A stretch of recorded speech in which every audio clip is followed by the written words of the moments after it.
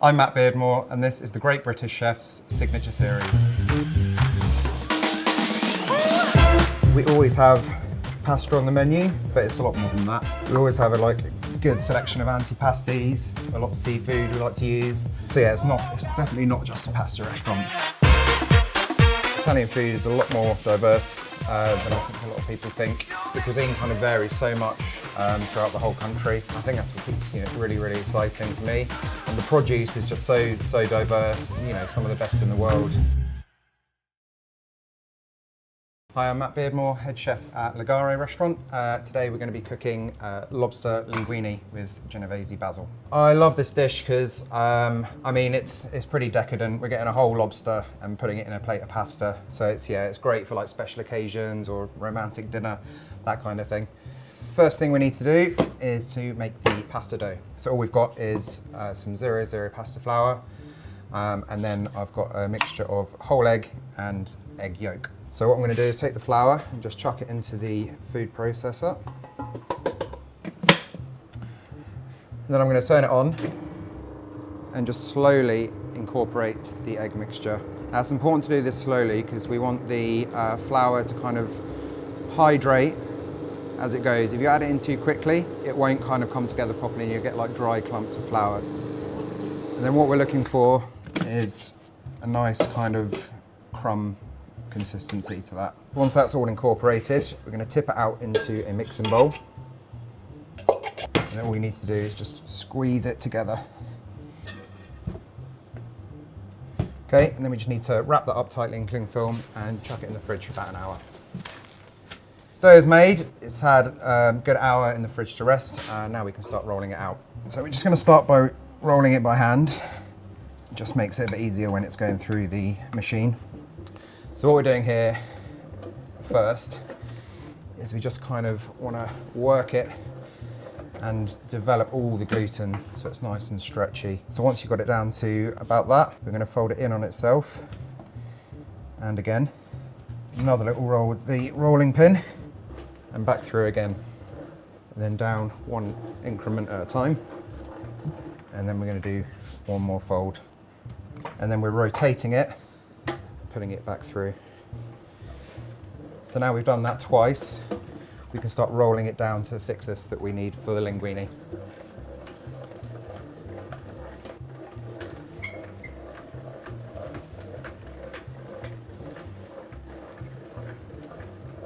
Okay, so once we've got it down to there, we can then start cutting the linguine shape. For that we're going to use this, which is called a chitarra, which means guitar in Italian. So we just kind of want to measure the length there. We just want to lay them onto a tray with a nice dusting of semolina, just to stop them sticking together.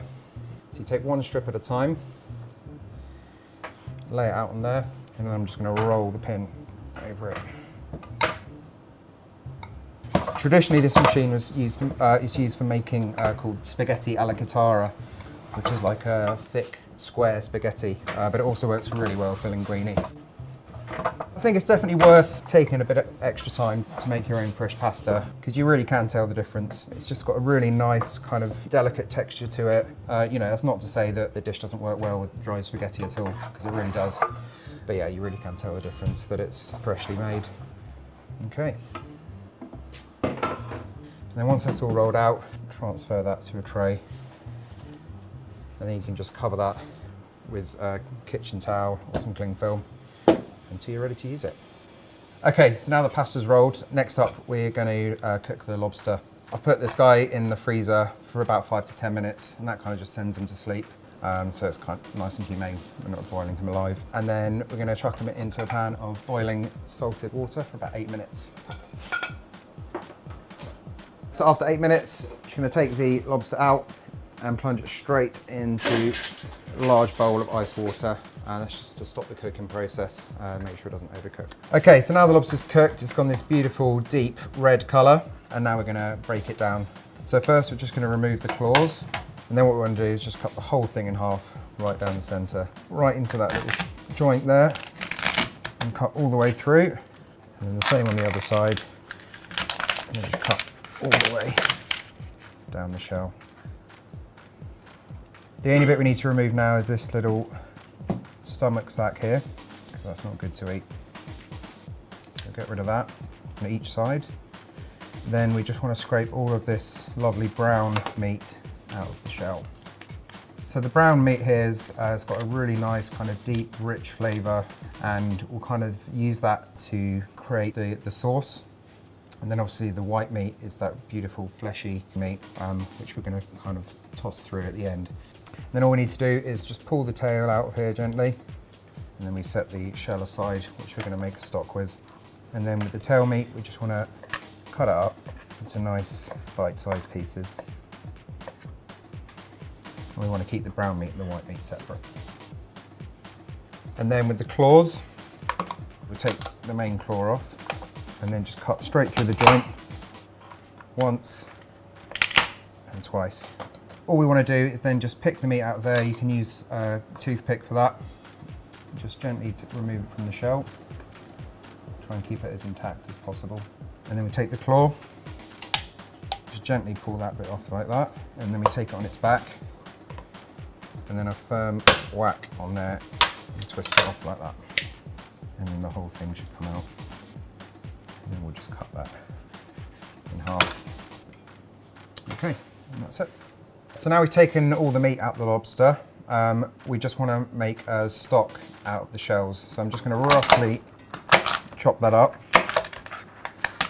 Yeah, with this dish we're using pretty much every part of the animal. And then I'm just going to get into a pan with a bit of olive oil in there. And what that does is that's just kind of extracting all those nice oils and flavours out of the shell. As we fry that off for a couple of minutes, I'm just going to go in with some shallot, a bit of celery, a couple of bay leaves and some peppercorns.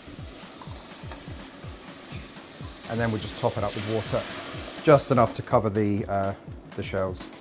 And then we'll just leave that ticking over for a good 45 minutes or so. So what we're going to do next is get the tomatoes cooked, which are going to form the base of the sauce. So our tomatoes are just going to go into the boiling water. And we just want to keep those in there until you can see the skins have split down the side. And that'll make them nice and easy to peel. Okay, just going to chuck the water away. And then we can just peel the skins off nice and easily.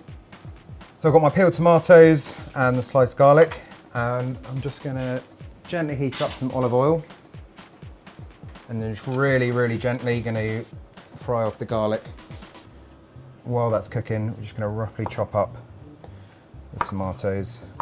So yeah, this is basically the base of any tomato sauce really. I like to keep it really simple, just olive oil, garlic and tomatoes. So as soon as that garlic's nice and soft, just going to chuck the tomatoes in. And then I just want to gently cook that down, probably about half an hour, 45 minutes. Okay, so to the cooked down tomatoes, I'm going to add a good splash of the lobster stock. Give a few knobs of butter, nice pinch of dried chili, and the brown meat from the lobster.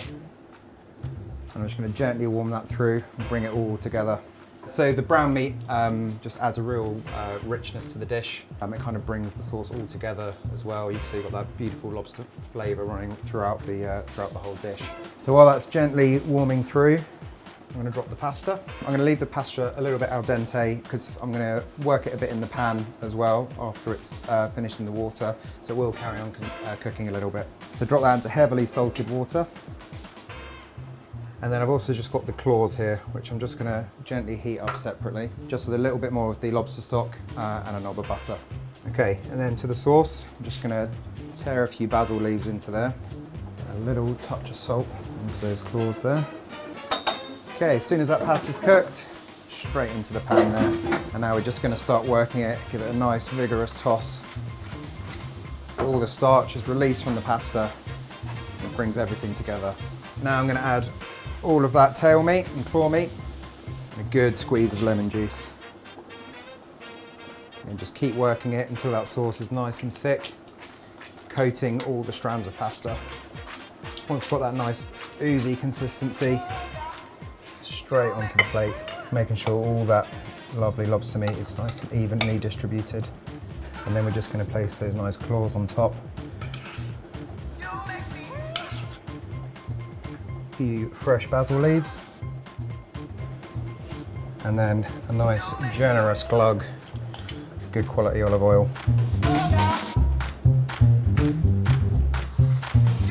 There we are, that is my lobster linguine with Genovese basil.